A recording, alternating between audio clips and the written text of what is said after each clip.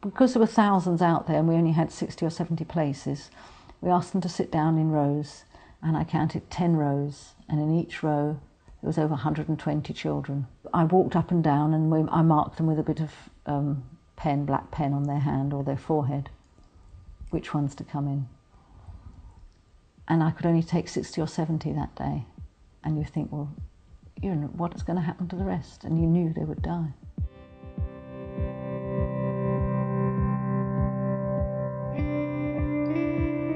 My name is Claire Bertschinger. I was a nurse with the International Committee of the Red Cross, and I now work at the London School of Hygiene and Tropical Medicine, where I organise and run the Diploma in Tropical Nursing.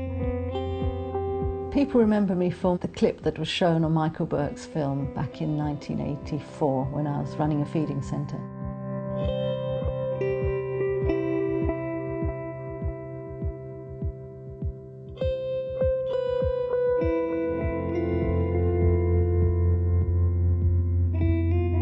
If I'm just walking along or sitting in a car or something happening and a motorbike comes zooming up behind me, the noise of it is just like a missile coming in my direction, and I find myself freezing and starting to count. By the time I'd counted up 10, if it hadn't landed near me, then I was safe. When you arrive at a scene where the bombs have just landed, I go into automatic. And I start giving orders and trying to create order and organising the local people to do the work for me. So it might be putting up a drip, but I tell people to come here, hold this, stand there, don't move, talk to him, hold his hand, and I give orders. The majority of people nowadays that get killed and maimed are civilians, and they're innocent people.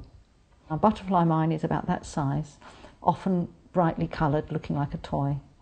And they were thrown out of aeroplanes, and when they hit the ground, they are ready to explode the next time that they are picked up. And because they're bright and colourful, children pick it up and they get maimed. They're small enough just to blow off their hands or an arm.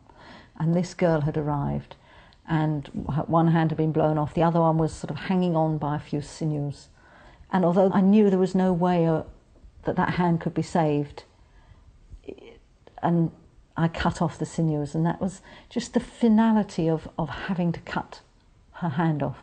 She was screaming at the time, "Let me die. I'm no good like this. I cannot be a good wife. You must let me die."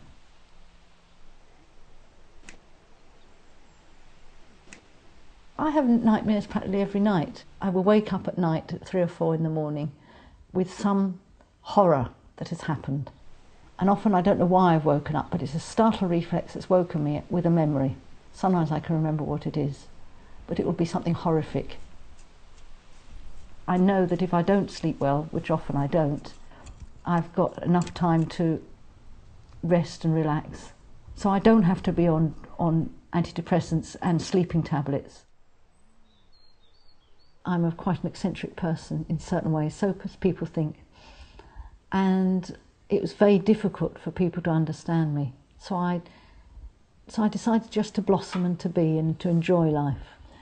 And moving here in the middle of nowhere, I find somebody on my doorstep who I can share my life with. It's been so wonderful.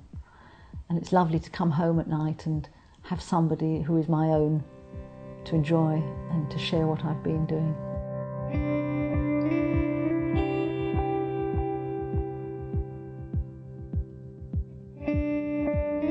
You're never at rest. You always will remember what you've been through, what I've been through. I will always remember it, and it will always affect me in everything I do.